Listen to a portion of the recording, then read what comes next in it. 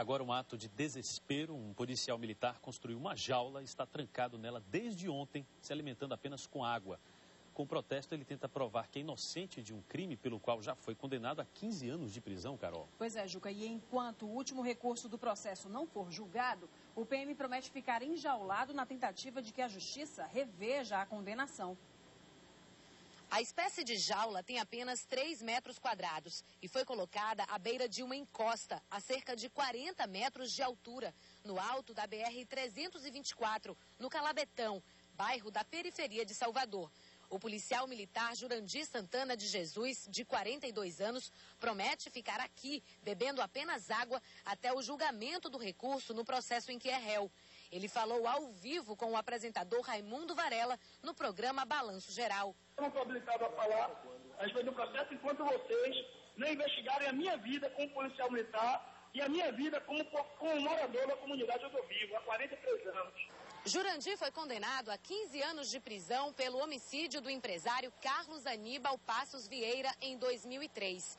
A vítima estava na frente do prédio em que morava, no Itaigara, um bairro nobre aqui de Salvador, quando foi baleada por 2 homens que passavam numa moto. Jurandir nega ter participado do crime.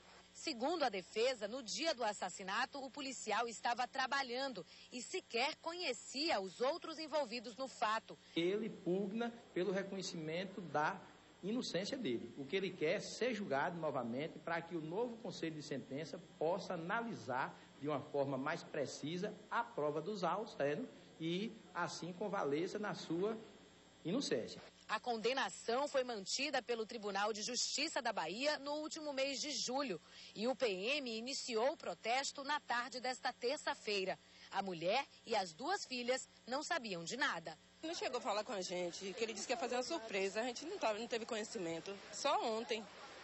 Ontem mesmo eu fui na companhia levar um documento dele, quando eu cheguei, estava no ônibus, ele ligou para mim dizendo que já estava aqui preso. Eu tomei até um susto, que eu não sabia, não tive conhecimento. Eu acho isso uma humilhação. A situação. Eu acho que não precisava chegar nisso. Que Jesus ajude que a inocência dele seja aprovada, né? Em nome do Senhor.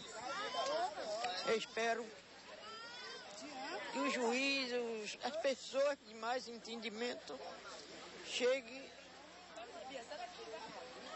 a aprovar a inocência dele. E aconteceu de novo, Carol, mais um acidente na construção civil da Bahia. Desta vez foi numa obra em Lauro de Freitas, na região metropolitana de Salvador. 2 operários ficaram feridos e os trabalhadores estão preocupados com a falta de segurança no local. Na obra onde o acidente aconteceu, muitos trabalhadores pararam. Eles se recusavam a voltar para o canteiro de obras. Com medo de perder o emprego, pouca gente aceitou conversar diante das câmeras.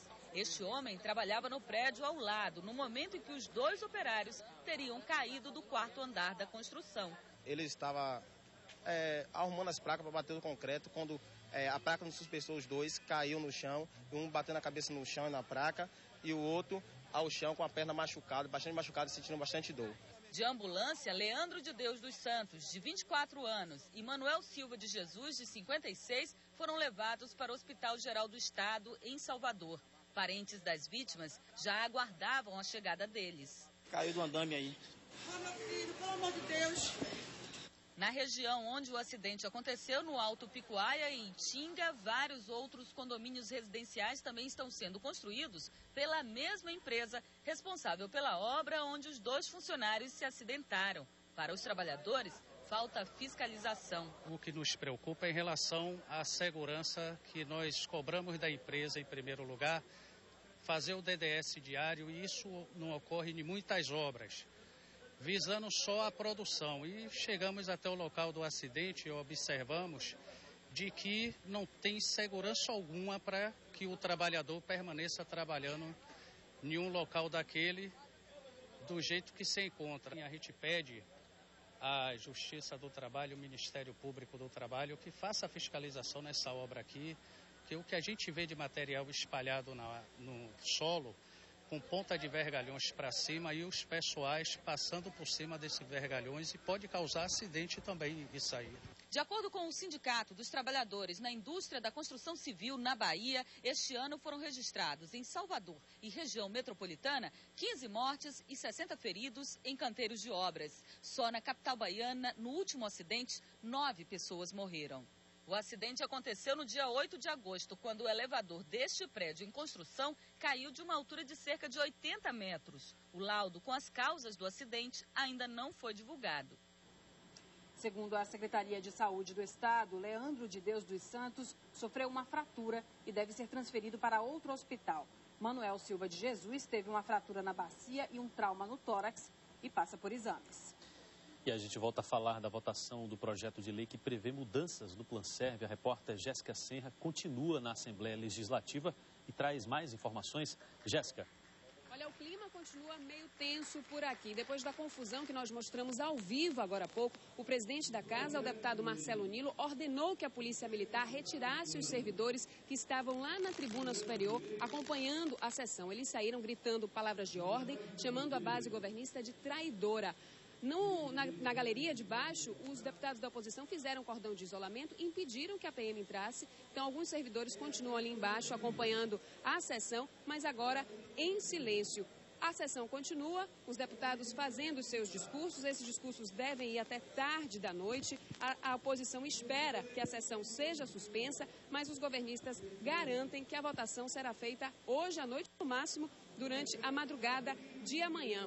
Por conta da pressão dos servidores, dos sindicatos, o projeto, o texto original do governo foi alterado e ele agora será votado da seguinte forma. A cota de consultas anuais, que seria limitada a 6, passou para 12. Já os atendimentos de urgência e emergência, que seriam 6 para os servidores, passam para 10. Já os exames de rotina permitidos por ano, de 10 passaram para 30. E os exames de alta complexidade, de 5 passaram para 8. Os pacientes crônicos não entram nessa cota. Quem ultrapassar esses limites vai pagar R$ 6 por consulta e R$ 10 por exame. Voltamos aos estúdios do Bahia Record.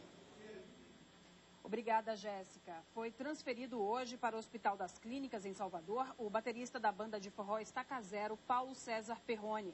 Segundo a assessoria de imprensa da instituição, o músico foi avaliado por neurologistas e cardiologistas. Ele esteve internado por 42 dias no Hospital Geral do Estado.